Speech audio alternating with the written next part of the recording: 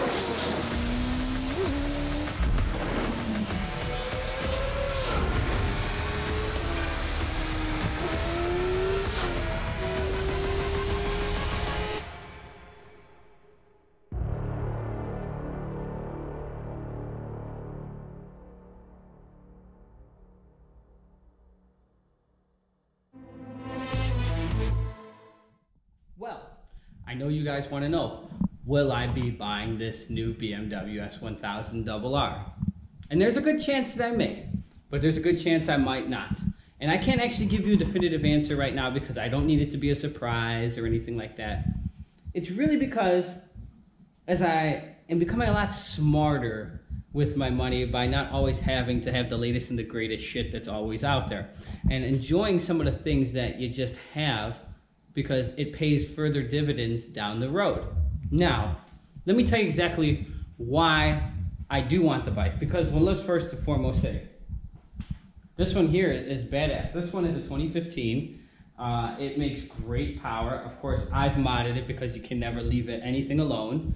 I've done mid-9s on it on no swing arm stretch, no strap, not lowered, no ECU flash. It's got a power commander, an exhaust that I built, an intake system, and that's pretty much it for the most part.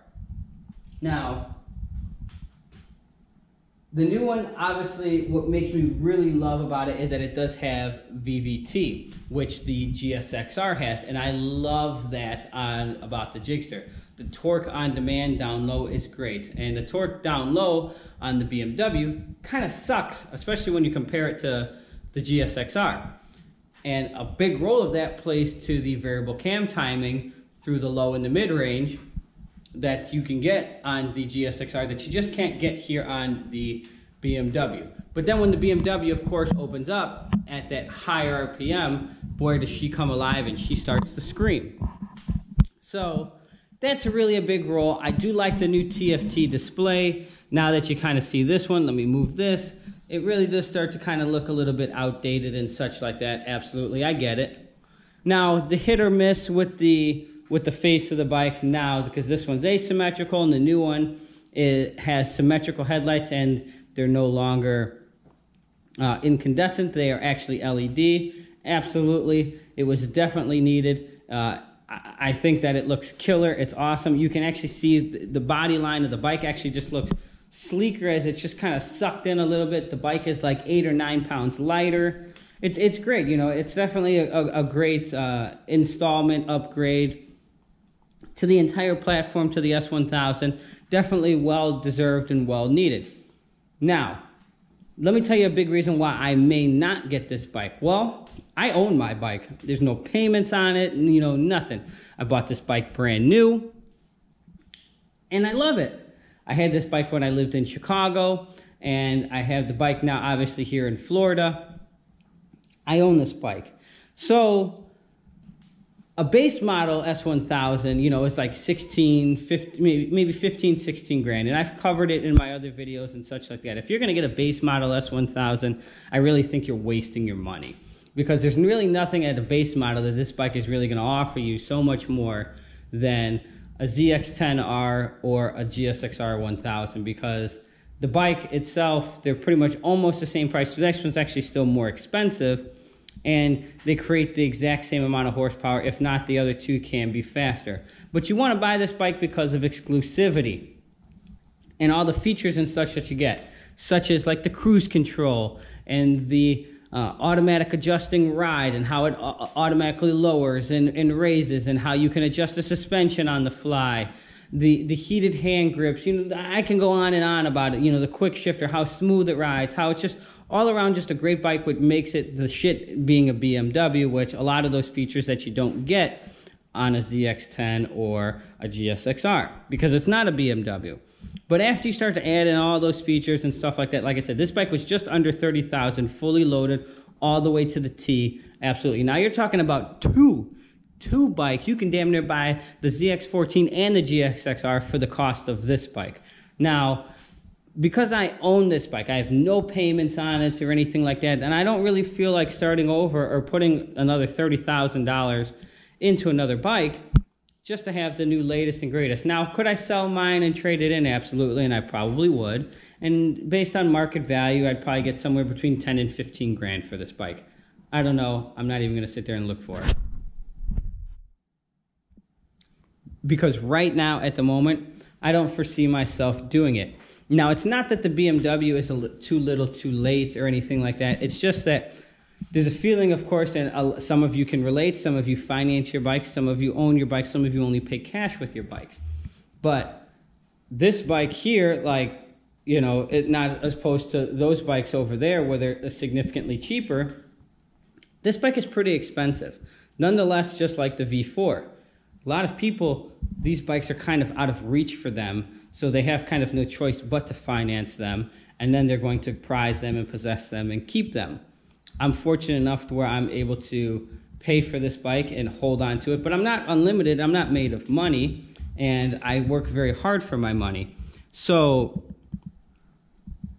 me starting all over for a few extra horsepower, because I'm, you know, the new BMW is going to make probably what my bike makes now, you know, but that one's going to make it in stock trim. It's going to probably put down 200 wheel in stock trim, and then of course after you mod it, the exhaust, you're going to be up a little bit, you know, maybe 215 or something like that. But it's just a number, okay? You can only go so fast, you know, for so long, and how much are you going to really keep paying to be always the fastest on the street? Keep in mind, you're on the street. Now, if you're on the track and stuff like that, then that's a completely different story, and money shouldn't necessarily always be your first limitation because you're doing it professionally and on the track. The street is a little bit different. However, for me to send this bike off and trade it in, and let's just say I get 15 grand for this bike, because I could get a lot less, but let's just say on the high side, 15,000.